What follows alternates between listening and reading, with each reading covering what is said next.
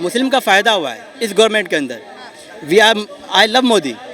आप बोल रहे हैं आई लव मोदी, फिर बोल देंगे कि मोदी मुस्लिम्स को प्रताड़ित किया जा रहा है मोदी राज में। मुस्लिम कहना, जब डंडा पड़ता है इंसान को है ना, तो इंसान जागरूक होता है। हमें डंडा पड़ा, हम जागरूक।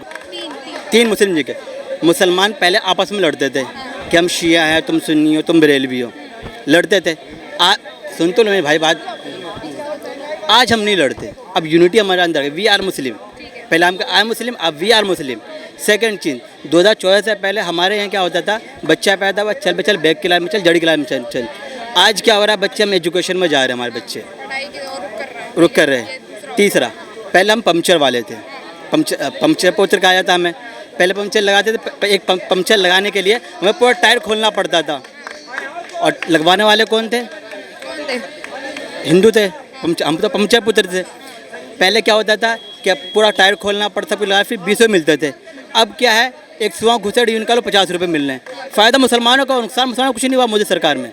11 करोड़ लोगों को शौचालय नहीं थे, खुले में शौच करते थे हमारी माताएं बहनें। आपको पता है, लोग पता है, लोग जाते थे, सुनो, लोग जाते थे शौचालय खुले में। उसके बाद लोगों को गैस सिलेंडर नहीं, लकड़ी, आग का धुआं फूंक जाता था, लेकिन उनको वो नहीं था। और सबसे पहली चीज मैं बता रहा हूँ, मेरे पास ना मोबाइल है, इतना महंगा इंटरनेट होता था, इतना महंगी कॉलिंग होती थी, और हमारे गांव में बिजली नहीं आती थी कि फोन अपना चार्ज कर पाए। ये सब चीजों की सुविधा। डिजिटलाइजेशन हुआ है देश में, इसके लिए ये तो बेनिफिट हुआ है, आप इसको भी विकास नहीं मानते? ये गवर्नमेंट की है, गवर्नमेंट की, प्राइवेट इंडस्ट्रीज की है, फिर ये इसने गवर्नमेंट किया है। नेट की बात हुई यहाँ पे, मोबाइल की, तो इसने गवर्नमेंट किया है या फिर ये प्राइवेट इंडस्ट्रीज की है ये चीज़? आप यूपी की बात हो रही है, हाँ यूपी की बात हो रही है। आप यूपी से कभी ट्रेन से सफ़र करो, शौच की बात हो रही है, जहाँ जाओ खुले में सब टॉयलेट कर रहे हैं, तो फिर शौच दिया किसको, गरीबों को? आप ट्रेन से सफ़र करके देख लो, यूपी में पूरे रोड पे आपको जहाँ देखो ट्रेन से सब टॉयलेट करते रहते हैं, तो शौच मिला किसको? 11 करोड़ में बंदे आए कहाँ से? आप पहाड़ी पे चले जाओ, उत्तराखंड में चले जाओ, हाँ वहाँ चले जाओ, तो फिर शौच मिले किसको? हाँ जो मिले वो दिख रहा है, जो नहीं मिला उसको नहीं दिखाया। को कोई बेनिफिट नहीं हुआ। अब ये जिनको कांग्रेस पे भरोसा है, जो कांग्रेस इस देश से गरीबी दूर कर सकता है, तो उन लोगों के लिए मैं बताना चाहूँगा, जो जवाहरलाल नेहरू, उनके दादा परदादा जो भी थे, उन्होंने कहा देश को गरीबी मुक्त कर दूंगा। अच्छा सुनिए, उन्होंने बोला कि विकास जो है, मोदी ने शौचालय की बात करी, वो गरीबों तक पहुंचा ही नहीं, वो पहुंचा ही नहीं। अभी भाई साहब गरीबी की बात करे थे, तो जवाहरलाल नेहरू ने कहा मैं गरीब मुक्त कर दूंगा भारत को। उसके बाद कौन आए? इंदिरा गांधी, उसने कहा गरीब मुक्त कर दूंगा भारत को। उसके बाद कौन आया? राजीव गांधी, गरीब मुक्त कर दूंगा भारत को। 70 साल हो गया तुमसे गरीब मुक्त नहीं हो पाया, अब क्या हम भरोसा करें राहुल गांधी पे? राहुल गांधी की भी बस की बात नहीं है। दूसरी बात है सनातन की बात। सनातन की बात मैं बताना चाहूँगा, वो सनातन विरोधी है। वो अभी अगर देख रहे हैं उनको मंदिर में जाकर पूजा करते हुए, तो वो उनके लिए मैं एक शब्द का इस्तेमाल करना चाहूँगा, वो बरसाती मेढक है, बरसाती मेढक राहुल गांधी। क्या नाम हो सर आपका? मैं बिहार से हूँ। बिहार से आज भी देखता हूँ बिहार में शौचालय बहुत। नाम तो बता दीजिए। बिहार मधुबनी से। अरे अपना नाम बता दीजिए। समीम नाम है। हाँ जी। बिहार से। हाँ, आज भी शौचालय बिहार के अंदर नहीं बना, काफ़ी जगह शौचालय नहीं बना। हाँ, कोई विकास नहीं हुआ है, रोड ऐसे टूटा हुआ है बहुत, काफ़ी जगह। गवर्नमेंट की गवर्नमेंट है, केंद्र की गवर्नमेंट है क्या है बिहार में? पहले तो बीजेपी की दोनों की मिल के आई थी, अब बिल्कुल विकास नहीं हो रही बिहार में। सर आप कहाँ से? मैं भी बिहार से हूँ, इनका घर मधुबनी, मेरा दरभंगा है, मैं पड़ोसी ही हूँ आपका, ठीक है। अब मैं बता रहा हूँ, जो पहले ये कर रहे हैं, जो बिहार में विकास नहीं हुई, अब विकास की उम्मीद भी मत करना। जिसके साथ ये नीतीश कुमार जी जाकर, पलटू राम जाकर बैठ गए लालू के साथ, तो उनसे विकास की उम्मीद बनने वाले हैं नीतीश कुमार, पीएम बनेंगे। अब मैं उनकी भविष्य, अब मैं उनकी जो ये राजनीतिक कैरियर के बारे में ही बता देता हूँ। कैरियर के बारे में ही बता देता हूँ, आप लोग लिख कर रख लेना, नोट कर लेना उनका कैरियर क्या होने वाला है। वो बिना पेंदी के लोटे हो चुके हैं नीतीश जी। क्यों? तो इस बार जो वहाँ पे जो विधानसभा की चुनाव होगी, चाहे तो उसमें आरजेडी को ज़्यादा सीट आएगी या तो बीजेपी को ज़्यादा सीट आएगी, लेकिन ये जेडीयू को नहीं आएगी ज़्यादा सीट। अब आप उम्मीद लगा लो, जो अगर ज़्यादा सीट उसे आएगी आरजेडी को, क्या लगता है जो तेजस्वी यादव, उन्हें चाचा जी को बना देंगे मुख्यमंत्री? नहीं बनाएंगे। और यहाँ पे केंद्र में बीजेपी के अलावे तो कोई आ ही नहीं सकता है, तो प्रधानमंत्री आपके हिसाब से कौन होना चाहिए देश का पीएम? कोई दूसरा नया आदमी को देना चाहिए। कौन नया? कोई लालू को बेटा को मौका देना चाहिए एक बार प्रधानमंत्री। हाँ हाँ पीएम के चुन लेगी चुन सकती है जनता, तो चुन लेगा। लालू कितने घोटालेबाज है, इतना घोटालेबाज है, इतना घोटालेबाज है। सुन लो दोस्त, अरे सुन लो दोस्त, सुन लो, इतना बड़ा घोटालेबाज है। जो उनका बड़ा बेटा कौन है? तेज प्रताप, वही है ना तेज प्रताप। छोटा बेटा कौन है? तेजस्वी यादव। जबकि चुनाव आयोग में जो उसने अपना डॉक्यूमेंट्स दिया है उसमें सबसे बड़ा बेटा कौन है मालूम है? तेजस्वी यादव, 1 साल बड़ा है। अब अपने बेटे के एज में भी जो घोटाला कर सकता है उससे क्या उम्मीद रखोगे भाई?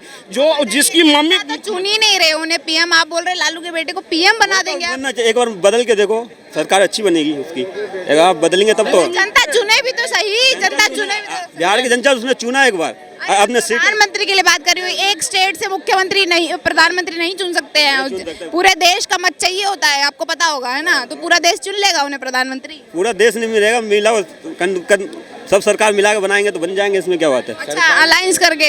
हाँ, चेहरा कौन होगा फिर? देखो तेजस्वी को एक बार बना के दिखना चाहिए, कुछ नया मंत्री होगा तो। मोदी जी को क्यों नहीं चाहते आप? मोदी जी क्यों नहीं?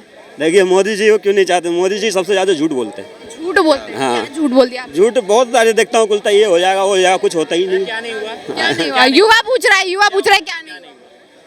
बहुत बोला, 15 लाख रुपए इलेक्शन से बोला सबको। 15 लाख चाहिए इनको, 15 लाख वाली चीजें बताइए कि आपको, आपने ऐसा क्या किया जो आपको 15 लाख रुपए मिल जाए?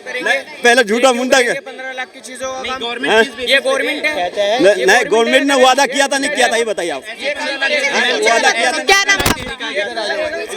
चीज कहा जाता है। क्या नाम हुआ? पहले नाम बताइए। कहाँ के रहने वाले हैं? मैं रहना मिथिलांचल का। मिथिलांचल। हाँ, शायर कहता है, चलते हैं दबे पाँव के कोई जाग न जाए, चलते हैं दबे पाँव के कोई जाग न जाए, गुलामों की असीरों की ये खास अदा है, होती नहीं जो कौम एक बात पे यकजा, उस कौम का हाकिम फ़कत उसकी सजा है। आज जो है ना, तात्पर्य क्या है? आज जो हम गुलामी को बने हुए हैं ना, कि हम एक चीज़ को पूछते हैं, मोदी जी, हम उनकी अच्छी चीज़ें भी लें, उनकी बुराई भी लें, एक चीज़ नहीं, एक हम उसके से वो टट्टू बन के नहीं रहे, क्योंकि उनकी कुछ अच्छी चीज़ें भी हैं, कुछ गलत चीज़ें भी हैं। और फिर शायर कहता है कि ए मेरे देश के लोगों तुम शिकायत क्यों नहीं करते? ए मेरे देश के लोगों तुम शिकायत क्यों नहीं करते? तुम इतने जुल्म सहकर भी बगावत क्यों नहीं करते? ये भूख अफलास तंग दस्ती तुम्हारे ही मुकद्दर क्यों? ये भूख अफलास तंग दस्ती तुम्हारे ही मुकद्दर क्यों? मुकद्दर को बदलने की जसरत तुम क्यों नहीं करते? ये जागीर। सर, आपने मुझे बोला कि गवर्नमेंट की अच्छाई भी है, बुराई भी है। अच्छाई और बुराई जरा आप अलग अलग करके सेपरेट करके समझाएंगे मुझे? वही शायर में बता रहा हूँ। ये जागीरों के मालिक ये लुटेरे क्यों चुने तुमने? ये जागीरों के मालिक ये लुटेरे क्यों चुने तुमने? तुम जैसे हुकूमत क्यों नहीं करते? मेरे मुंसिफ तेरे फैसलों से मुझे क्या हासिल? मेरा जो केस है उसकी समाअत तुम क्यों नहीं करते? आसान भाषा में समझा दीजिए इसे, आसान भाषा बता रहा हूँ, वही। अच्छा, इनको मैं जवाब अपनी शायरी में ही दे देता हूँ। हाँ, अब आप बताइए। नहीं, शायरी नहीं, आप बताइए। आपने बोला शुरुआत में, आपने बोला कि हर गवर्नमेंट की जो है एडवांटेज है, डिसएडवांटेज, अच्छे काम है, बुरे काम है। अच्छे और बुरे दोनों काम आप मुझे बताइए। मैं बता देता हूँ। मुस्लिम के लिए अच्छे काम बता देता हूँ। मोदी 3 काम, 3 मुस्लिम जी के। मुसलमान पहले आपस में लड़ते थे कि हम शिया है, तुम सुन्नी हो, तुम बरेलवी हो, लड़ते थे। सुन तो लो मेरे भाई बात, आज हम नहीं लड़ते। अब यूनिटी हमारे अंदर है। We are Muslim. पहले हम आई मुस्लिम, अब वी आर मुस्लिम। सेकंड चीज़, 2014 से पहले हमारे यहाँ क्या होता था? बच्चा पैदा हुआ, चल बे चल, बैग की लाइन में चल, जड़ी की लाइन में चल। आज क्या हो रहा है? बच्चे हम एजुकेशन में जा रहे हैं, हमारे बच्चे रुक कर रहे हैं। तीसरा, पहले हम पंक्चर वाले थे। पंक्चर पोचर कहा जाता हमें। पहले पंक्चर लगाते थे, एक पंक्चर लगाने के लिए हमें पूरा टायर खोलना पड़ता था। और लगवाने वाले कौन थे? हिंदू थे। हम तो पंक्चर पुत्र थे। पहले क्या होता था कि पूरा टायर खोलना पड़ता, फिर लगा, फिर 20 रुपये मिलते थे। अब क्या है? एक सुहा घुसड़ निकालो, 50 रुपये मिल रहे हैं। फ़ायदा मुसलमानों का, नुकसान मुसलमानों को कुछ नहीं हुआ मोदी सरकार में। जितना फ़ायदा मुसलमान, उतना शायद किसी का नहीं हुआ मोदी सरकार के अंदर। और नुकसान किन का, वो खुद आप जानते हैं। किसका हुआ? औरों का हुआ, हमारा नुकसान नहीं हुआ। मुस्लिम का फ़ायदा हुआ है इस गवर्नमेंट के अंदर। I love Modi. आप बोल रहे हैं आई लव मोदी, फिर बोल देंगे कि मुस्लिम्स को प्रताड़ित किया जा रहा है मोदी राज में। मुस्लिम कहना, जब डंडा पड़ता है इंसान को ना, तो इंसान जागरूक होता है। हमें डंडा पड़ा, हम जागरूक हुए। हमें एनआर से डंडा पड़ा, हम जागरूक हो गए। हम जागरूक हुए हैं, चुप हैं लेकिन जागरूक हैं। चुप हैं, क्योंकि जागरूक हैं। जागरूक हैं। हाँ, जागरूक हो रहे हैं। बोलेंगे किसी ना, आज तो चुप है, बोलेंगे कब? बोल रहे हैं, तैयारी कर रहे हैं बोलने की, पढ़ रहे हैं हमारे बच्चे, आगे बढ़ेंगे। खामोशी से जो चलते हैं ना, उनका रास्ता अच्छा निकल जाता है। हम आपको चिल्लाएंगे नहीं। पीएम तो आपको मोदी जी चाहिए। चाहिए मोदी जी, क्यों मतलब किसी ने कब मना किया है? सब कुछ सबको मोदी चाहिए।